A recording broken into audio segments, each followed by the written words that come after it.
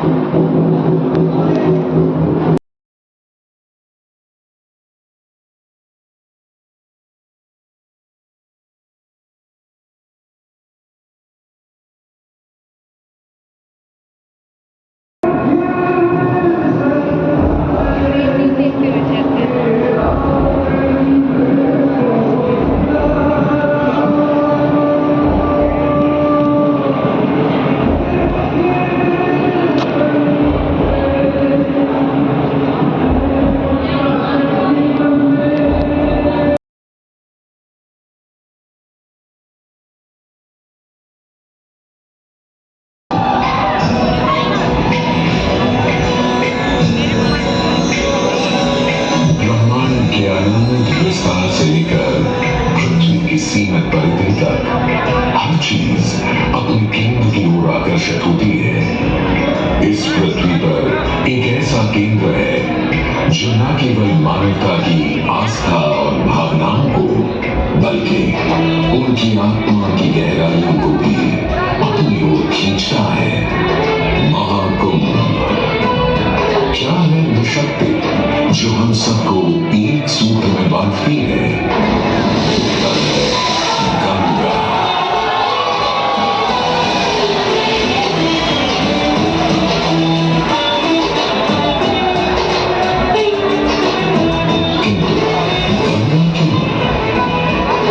क्योंकि गंगा कोई नदी नहीं है, आस्था की अविरल तरल धारा है गंगा।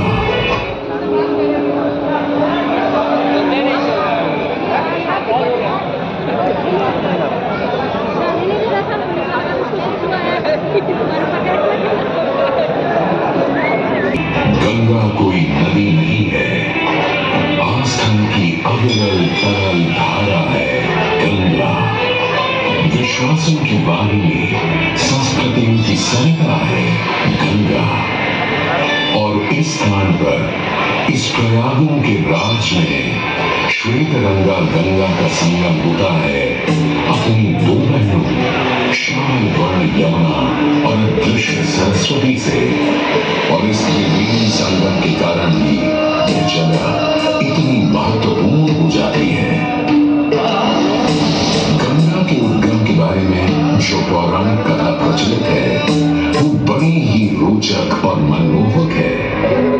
आइए क्यों न आज हम आपको गंगा अवतरण की कहानी सुनाएं, दिखाएं।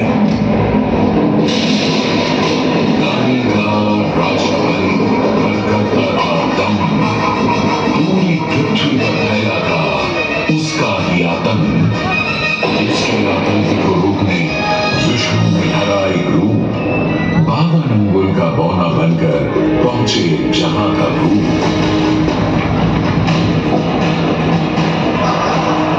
सारे दरबारी बौने ब्राह्मण पर हंसे, पर बलि ने जब उसे दान मांगने को कहा तो उसने कुटिया बनाने को केवल 3 पग भूमि मांगी।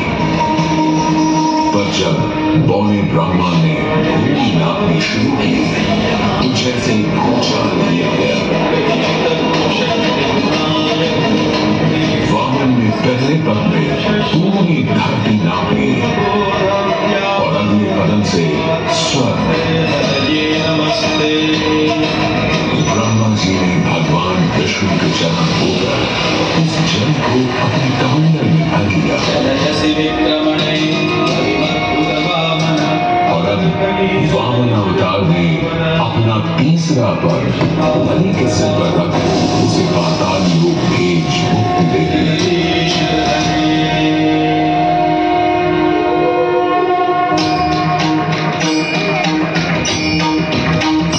अब स्वर्ग लोक में भगवान ब्रह्मा जी ने जब शरणागत में हाथ डाला तो वहीं से निकल आई चंचल निर्मल धवल गंगा जी।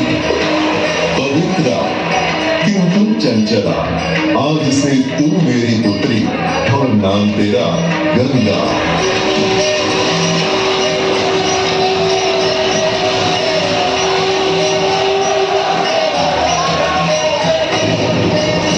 उधर कुछ समय बाद सतयुग में इक्ष्वाकु कुल के सूर्यवंशी राजा सगर ने सारे संसार को जीतने के लिए एक अश्वमेध यज्ञ का संकल्प किया।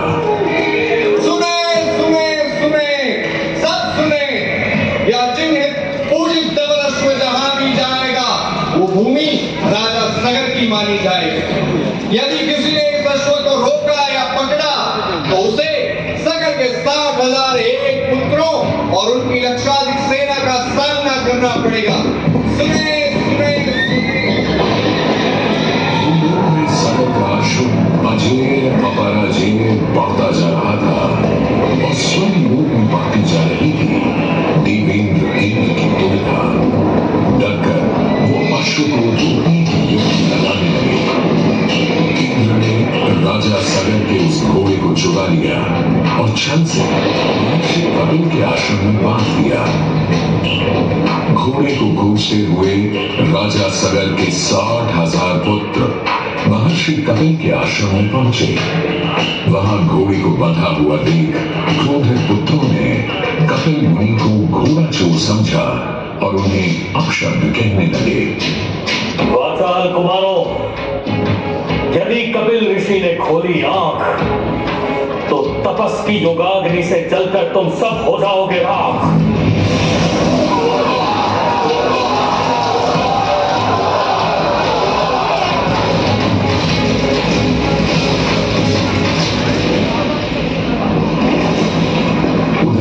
सगर थे चिंतित, न अश्व का पता था न पुत्रों का कोई समाचार। पिता का दुख देख पुत्र अंशुमन चल पड़े खोज पर। जब महर्षि कपिल के आश्रम पहुंचे तो देखा अश्व को और साथ ही अपने 60,000 भाइयों की भस्म को। महर्षि से की क्षमा याचना और पूछा तर्पण का उपाय। तुम्हारे भाई थे घमंडी, अविवेकी और अभिमानी। भस्म कर दिया उन्हें मैंने, जो उन्होंने मेरी नहीं मानी। गंगाजल, केवल गंगाजल ही दे सकता है मुक्ति उन्हें जो भस्म हुए तुम्हारे परिजन। अंशुमन को अपने भाइयों के तर्पण के लिए गंगा को लाने का बहुत मन था, किंतु किसी को राजधर्म भी तो निभाना था और राज भी चलाना था। देखते देखते गुजर गई, पर 7 पीढ़ियों के बाद समय आने पर राजकुमार भगीरथ ने राजा बनने से साफ मना कर दिया।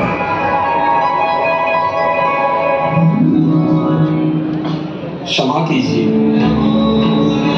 क्या ये आवश्यक है कि राजा का बेटा ही राजा बने? मैं पहले तपस्या करूं और फिर ब्रह्मा से गंगा को मांग कर पृथ्वी पर ले आऊं और फिर उनके पावन पवित्र जल से अपने 60,000 पूर्वजों का अर्पण करूं।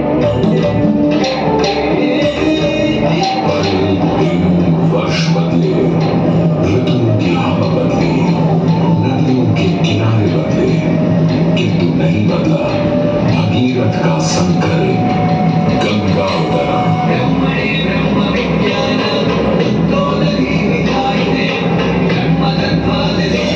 पुत्र भगीरथ, हम तुम्हारे तप से प्रसन्न हैं।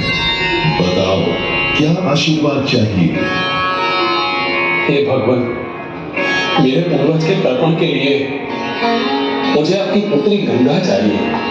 तथास्तु, किंतु यदि गंगा स्वर्ग से सीधे धरती पर गिरी तो पृथ्वी को चीरते हुए गंगा सीधे पाताल में पहुंच जाएगी। इसलिए तुम भगवान शिव शंकर को मनाओ ताकि गंगा जब स्वर्ग से नीचे उतरे तो वो उसे अपनी जगह में थाम ले।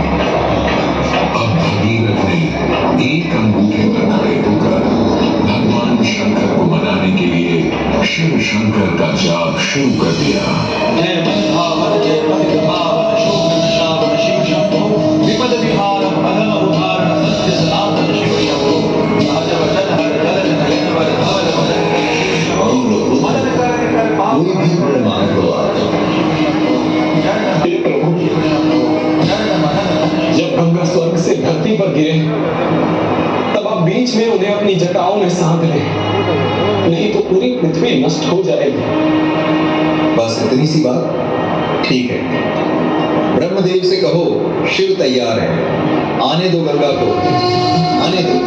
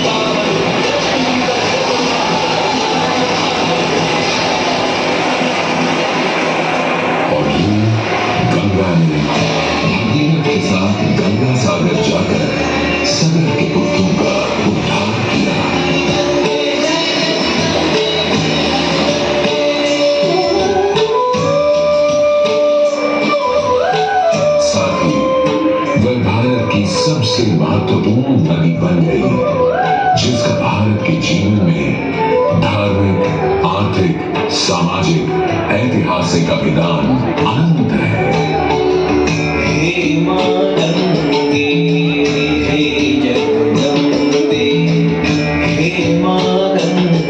मोक्षदायिनी गंगा का यमुना और सरस्वती के साथ त्रिवेणी संगम मोक्ष का संगम है।